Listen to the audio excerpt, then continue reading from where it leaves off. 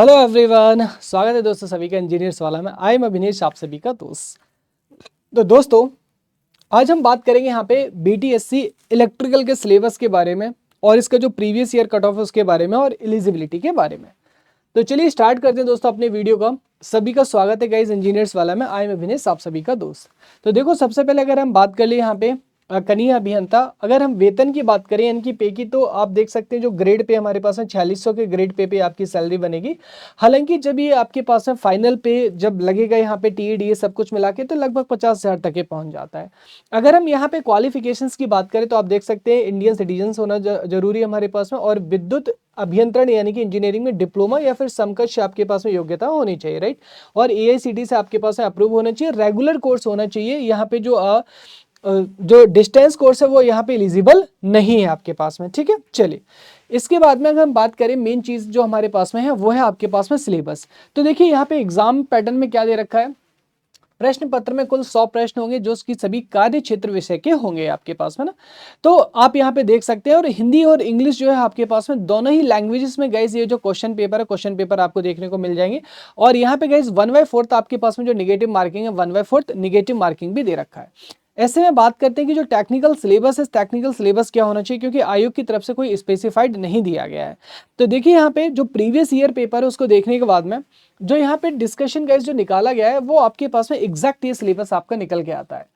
तो अगर हम बात करें बेसिक इलेक्ट्रिकल इंजीनियरिंग के बारे में, तो बेसिक इलेक्ट्रिकल इंजीनियरिंग यानी कि जो हमारे पास नेटवर्क थ्योरी है गाइस, आप इसको नेटवर्क थ्योरी के नाम से भी बोलते हैं ना। तो ये हमारे पास में हो गया नेटवर्क, है ना। So this is a network theory. Okay, तो यहाँ पे नेटवर्क थ्योरी में अगर हम बात करें तो आपके पास में बेसिक्स हो गया आपके पास में, यानी कि बेसिक वाला पूरा यूनिट हो गया। और एसी एनालिसिस हो गया, रेजोनेंस हो गया, थ्योरम्स हो गया हमारे पास में, है ना। मैग्नेटिक सर्किट हो गया, ये पूरा का पूरा जो है इसमें आ जाता है। उसके बाद में इलेक्ट्रोमैग्नेटिक थ्योरी, ये गाइस बहुत ज्यादा नहीं है, इसके सिर्फ कुछ जो बेसिक्स जो टर्म्स है ना, ओनली बेसिक्स, बस यही है और ज्यादा कुछ नहीं ना। मैक्सवेल वगैरह, मतलब जो बेसिक्स है, बेसिक्स ऑफ ईएमएफटी आपको देखने को मिल जाएगा।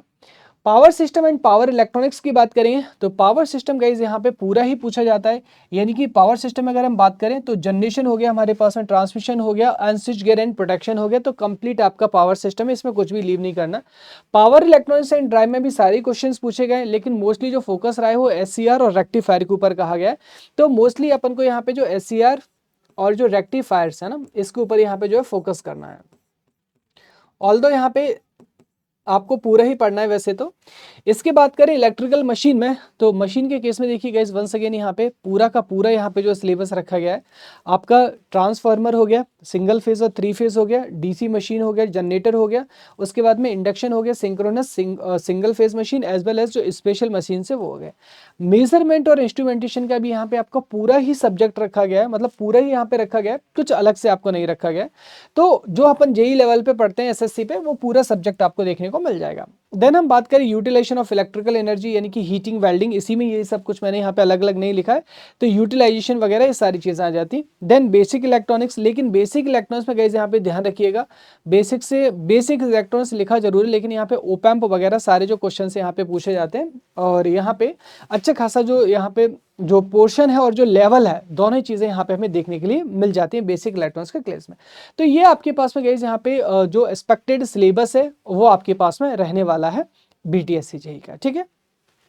अब हम बात कर लेते हैं कि सर यहाँ पे जो कट ऑफ है, कट ऑफ क्या रहा था। तो प्रीवियस ईयर अगर हम कट ऑफ के ऊपर बात करते हैं तो देखिए यहाँ पे कनीय अभियंता विद्युत 60% जो ओपन कैटेगरी है, ओपन कैटेगरी में यहाँ पे देखिए तो जो अनारक्षित है ना, यानी कि जो आपका जनरल कैटेगरीज है, तो यहाँ पे 35% महिलाओं के लिए, मतलब वुमेन्स के लिए कोटा है, वीमेंस के लिए। तो यहाँ पे आप देख सकते हैं ना, ये इनके लिए 11 सीट्स हैं। तो यहाँ पे लिए जो आपकी चयनित की संख्या है ये रहा है हमारे पास में। और जो कट ऑफ अगर हम बात करें, मेल के लिए 70 रहा है और फीमेल के लिए 65 रहा है।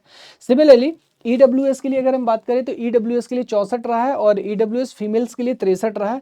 देन उसके बाद में अनुसूचित जाति के लिए यहाँ पे आपका 60 और 57 रहा है। देन उसके बाद में जनजाति यहाँ पे 59, और यहाँ पे शायद ये अवेलेबल कैंडिडेट नहीं है, आप देख सकते हो। उसके बाद में अन्य पिछड़ा वर्ग यहाँ पे जो है 61.5, उसके बाद 61.06 गया ना।